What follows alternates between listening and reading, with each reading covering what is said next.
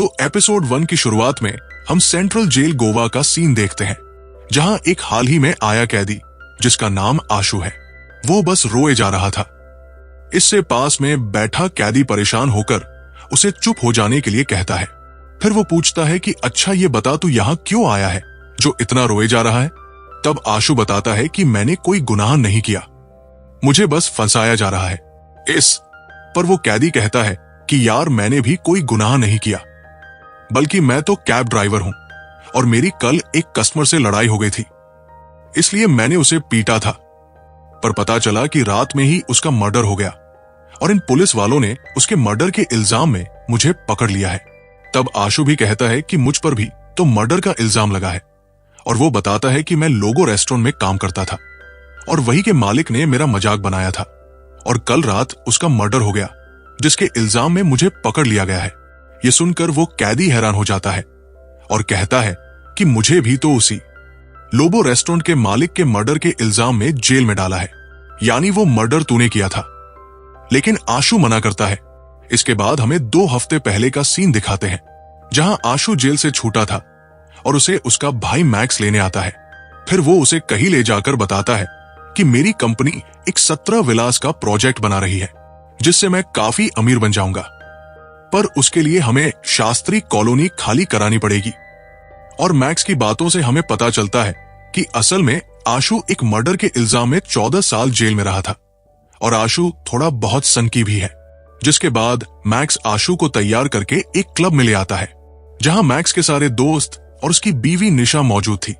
और यहां पता चलता है कि मैक्स के सारे दोस्त आशु के बचपन के दोस्त हैं और ये लोग आशु के हकलाने का बहुत मजाक बनाते थे। अब यहां मैक्स आशु को एक फोन गिफ्ट देता है और फिर मैक्स के दोस्त जो उसके बिजनेस पार्टनर भी है, वो मैक्स से पूछते हैं कि अब आशु छूट तो गया है, इसको रखेगा कहां तू? जिस पर मैक्स कहता है कि आशु को थोड़ा आराम करने दे। फिर देखते हैं अब अगले दिन जब आशु की आंख खुलती है तो वो मैक्स के घर में था। वहां वो मैक्स की बेटी इरा के साथ खेलता है। वही हम मैक्स को उसके ऑफिस में देखते हैं, जहां वह किसी कैथी नाम की लेडी से बात कर रहा था।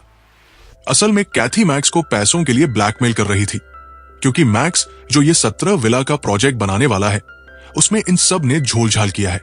इसलिए कैथी मैक्स से पैसे मांग रही है, जिस पर मैक्स उसे बहुत कम पैसे ऑफर करता है और इसी बात पर कैथी के से बहस हो जाती है। तब मैक्स का दोस्त शार्दुल कैथी को चाटा मार देता है और कैथी गुस्से में चली जाती है।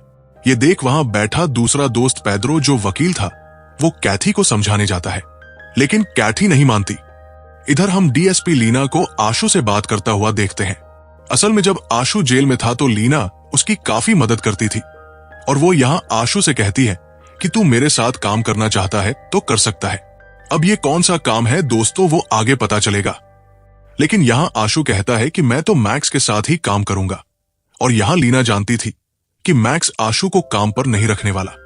अब रात को आशु घर पर आता है तो अंदर मैक्स और उसकी बीवी इंटीमेट हो रहे थे।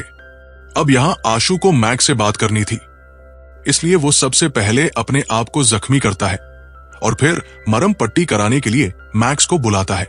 ये देखकर हम समझ पाते हैं कि आशु मैक्स का ध्यान अपनी ओर करने के लिए कुछ भी कर सकता है। खैर तब यहाँ मैक्स आकर आशु की मरहम पट्टी करता है। फिर सीन प्रेजेंट में आता है, जहां आशु इस समय जेल में उस कैदी से बात कर रहा था और यहाँ वो उस कैदी से कहता है कि शायद मैंने ही उस रेस्टोरेंट के मालिक को मारा होगा, क्योंकि मैं नशे में था। जो देख कैदी भी उसी को बताने लगता है कि हाँ तूने ही मारा होगा। यहीं से सीन दोबारा पास्ट में जाता है, जहां आशु मैक्स से कहता है कि मुझे भी अपनी कंपनी में जॉब लगवा देना। जिस पर मैक्स कहता है कि ये काफी बड़ा प्रोजेक्ट है, ये निपट जाए फिर देखते हैं और तू हमारा काम नहीं संभाल पाएगा। साथ ही मैक्स उसे कैथे के बारे में भी बताता है कि कैसे वो उसे ब्लैकमेल कर रही है और वो अपना सारा पैसा जुए और नशे में उड़ा देती है, जिससे शायद उनका प्रोजेक्ट भी खराब हो सकता है। इसके बाद आशु सबसे पहले मैक्स के डॉक्यूमेंट से कैथी की फोटो निकालता है और अगले दिन से कैथी पर नजर रखने लगता है। फिर एक दिन मौका पाकर वो कैथी से जुए में हार जाता है और उसे फ्लर्ट करने लगता है, जो बात कैथी को भी अच्छी लगती है और ये दोनों दोस्त बन जाते हैं। फिर सीन दोबारा प्रेजेंट में आता है, जहां आशु उस कैदी से कह रहा था कि अब मैं पुलिस को बता दूंगा कि हाँ, मैंने ही उस आदमी को मारा है गला काटकर। इस पर वो कैदी उसे बताता है कि नहीं। पुलिस से कहना कि मैंने पीठ और छाती पर चाकू मारा है। यहां देखकर हम समझ पाते हैं कि असल में उस रेस्टोरेंट के मालिक को इसी कैदी ने मारा है, जो आशु को मैनिपुलेट करने की कोशिश कर रहा था ताकि वो इस केस से बच जाए। और ये सब डीएसपी लीना कैमरे से देख रही थी। फिर हमें पता चलता है कि लीना के साथ आशु यही काम करता है, जहां वो कैदियों के मुंह से सच बुलवाता है, क्योंकि वो इस काम में एक्सपर्ट बन गया था। अब यहां से सीन 3 दिन पहले शिफ्ट होता है, जहां कैथी और आशु साथ में थे और आशु कैथी को अपनी बातों में इस तरह उलझा देता है जैसे कैथी की लाइफ एकदम खराब हो और उसे तो मर जाना चाहिए। फिर आशु वहां से चला जाता है और कैथी गिल्ट में आकर अपनी जान दे देती है। यानी आशु अपनी बातों से किसी को भी मैनिपुलेट कर सकता था। उसमें यही टैलेंट था और मैक्स का रास्ता क्लियर करने के लिए उसने कैथी को मरने पर मजबूर कर दिया। जिसके बाद मैक्स के ऑफिस में कैथी की आत्महत्या की खबर सुनकर उसके दोनों दोस्त बहुत खुश होते हैं कि मुसीबत से छुटकारा मिला। तभी मां आशु आता है और मैक्स से कहता है कि अब तो तेरी टेंशन खत्म हो गई ना। वो कैथी वाली जो सुनकर मैक्स के होश उड़ जाते हैं और उसे लगता है कि कहीं इन सब में आशु का तो हाथ नहीं है, लेकिन आशु तो साफ मना कर देता है। फिर मैक्स आशु को कुछ रुपए देता है कि कहीं रूम ले ले और आराम से रहे। ये प्रोजेक्ट खत्म होने के बाद मैं तुझे ये जॉब दिलवा दूंगा। जो बात आशु को अच्छी नहीं लगती और वो वहां से चला जाता है। और दोस्तों, इसी के बाद आशु लीना के पास गया था उसके साथ काम करने, और फिर उसने हाल ही में हुए मर्डर के इस आरोपी से सच उगलवा दिया। यहीं पर एपिसोड 1 खत्म होता है। एपिसोड 2 की शुरुआत में आशु शास्त्री कॉलोनी में आकर एक रूम रेंट पर ले लेता है। ये वही कॉलोनी है जहां मैक्स को तुड़वाकर विला बनाने हैं। वहीं मैक्स पैद्रो से कहता है कि हमारी जो शास्त्री कॉलोनी के मेंबर से मीटिंग है उसमें सब आएंगे ना, जिस पर पैद्रो कहता है कि हाँ, सब लोग पहुंच जाएंगे। इधर आशु अपनी एक पुरानी दोस्त एमी से मिलता है, जो असल में पहले एक लड़का थी पर बाद में वह लड़की बन गई। और यहाँ ये दोनों काफी बात करते हैं। फिर वो अपने अपने रूम पर चले जाते हैं और ये एमी भी आशु के घर के पास ही रहती थी।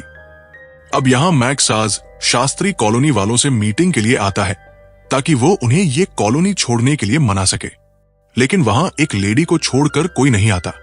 वहीं जहां मीटिंग रखी गई थी उस एरिया के बाहर कुछ गुंडे खड़े थे जो लोगों को अंदर जाने से भी रोक रहे थे।